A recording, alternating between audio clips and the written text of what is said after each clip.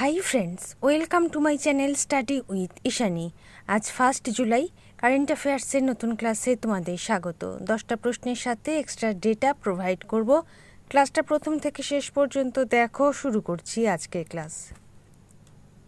আজকের ক্লাসে প্রথম প্রশ্ন, উর্গো ক্যাপিটালের নতুন সিইও হিসেবে নিযুক্ত হয়েছেন কে? নিযুক্ত হয়েছেন অনুজ পান্ডে। অপশন সি, তিনি লখনৌ ইন্ডিয়ান ইনস্টিটিউট অফ ম্যানেজমেন্টের প্রাক্তন ছাত্র। 2 নম্বর, ফেয়ারফ্যাক্স ফাইন্যান্সিয়াল হোল্ডিংস লিমিটেডের সিনিয়র উপদেষ্টা হিসেবে নিযুক্ত হয়েছেন কে? নিযুক্ত হয়েছেন অমিতাভ কান্ত। অপশন বি, তিনি নীতি আয়োগের প্রাক্তন CEO. Fairfax Financial Holding Limited হল একটি কানাডিয়ান আর্থিক হোল্ডিং কোম্পানি। Option B. 3 নম্বর, 2029 ওয়ার্ল্ড পুলিশ অ্যান্ড ফায়ার গেমসের আয়োজন করবে কোন দেশ? ভারত। অপশন ডি, ভারত 2029 সালের বিশ্ব পুলিশ ও অগ্নিকাণ্ড গেমস আয়োজক অধিকার অর্জন করেছে, যা গুজরাটের আহমেদাবাদ, গান্ধীনগর এবং একতানগরে অনুষ্ঠিত হবে। এই ইভেন্টে 70টিরও বেশি দেশের পুলিশ, অগ্নি নির্বাপক, কাস্টমস এবং সংশোধনাগারের 10,000-এর বেশি ক্রীড়াবিদ অংশগ্রহণ করবেন। 4 নম্বর, সম্প্রতি ভারতে অনুসন্ধানের জন্য কে একটি নতুন এআই মোড চালু করেছে? গুগল। অপশন সি, নতুন মোডটির লক্ষ্য আরও গভীর যুক্তি, বহুমুখিতা এবং ফলো আপ প্রশ্ন ক্ষমতা প্রদান করা।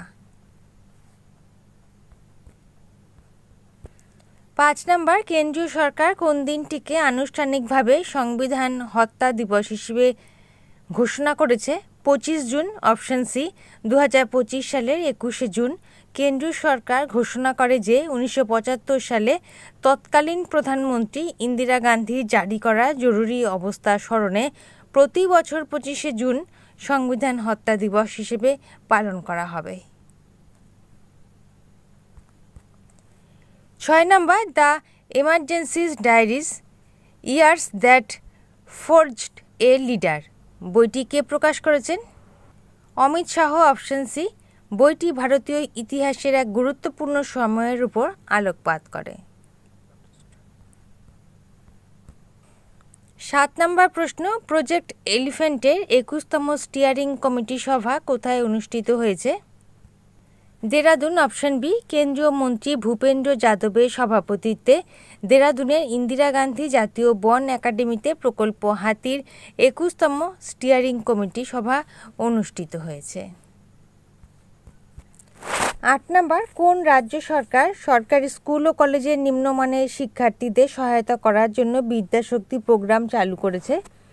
অন্ধ্রপ্রদেশ। অপশানে, অন্ধ্রপ্রদেশ সরকার সরকারি স্কুল ও কলেজগুলিতে সুবিধা বঞ্চিত শিক্ষার্থীদের সহায়তা করার জন্য পাইলট ভিত্তিতে বিদ্যাশক্তি প্রোগ্রাম চালু করেছে। এটি 6ষ্ঠ থেকে দ্বাদশ শ্রেণীর শিক্ষাগতভাবে দুর্বল শিক্ষার্থীদের স্কুল সময়ের পরে গণিত, বিজ্ঞান এবং ইংরেজিতে অতিরিক্ত কোচিং প্রদান করে থাকে। অন্ধ্রপ্রদেশের রাজধানী অমরাবতী, মুখ্যমন্ত্রী চন্দ্রবাবু নাইডু, রাজ্যপাল S Abdul Nazir, chief secretary K Vijayanand প্রতিষ্ঠা 1 নভেম্বর 1956। প্রচলিত নৃত্য ভীতি ভাগ বাথাম, ওট্টম থেডাল, কুচিপুডি, কোট্টাম।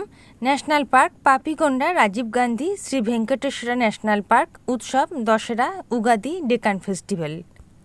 কারেন্ট অ্যাফেয়ার্স দেখে নাও। অন্ধ্রপ্রদেশ সরকারের উপদেষ্টা হিসেবে আরপি ঠাকুরকে নিযুক্ত করা হয়েছে।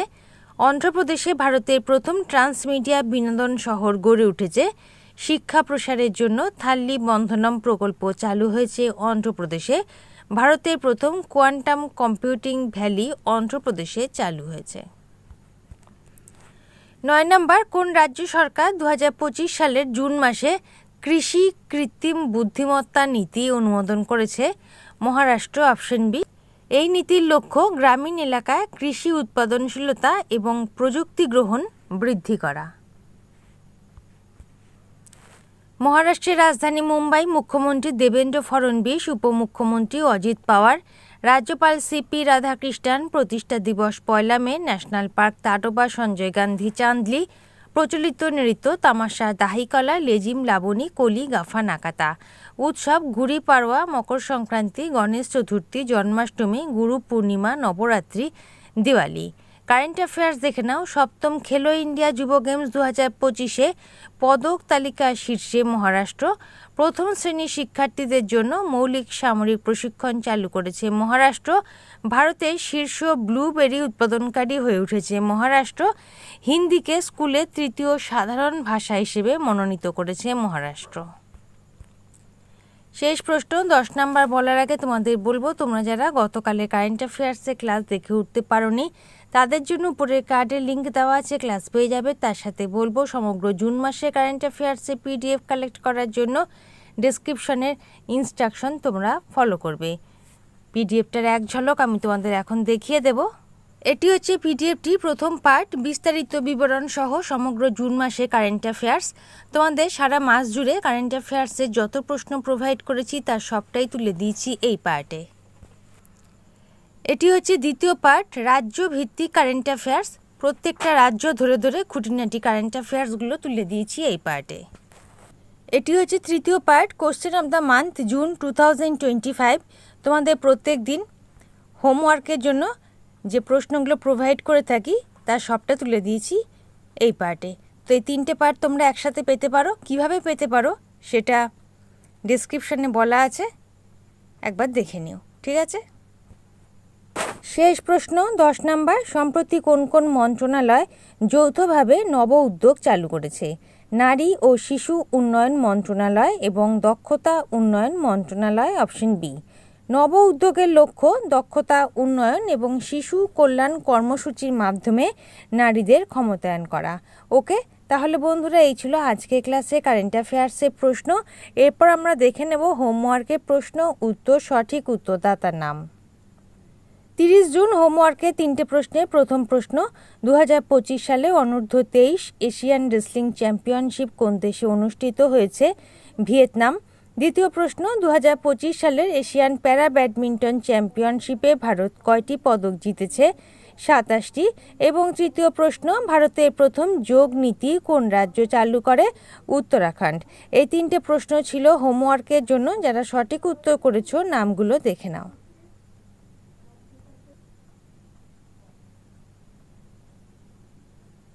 এরপর দেখে now question of the day, 3টে কোশ্চেন। ফার্স্ট কোশ্চেন, এশিয়ান প্যারা ব্যাডমিন্টন চ্যাম্পিয়নশিপ 2025 কোথায় অনুষ্ঠিত হয়েছে?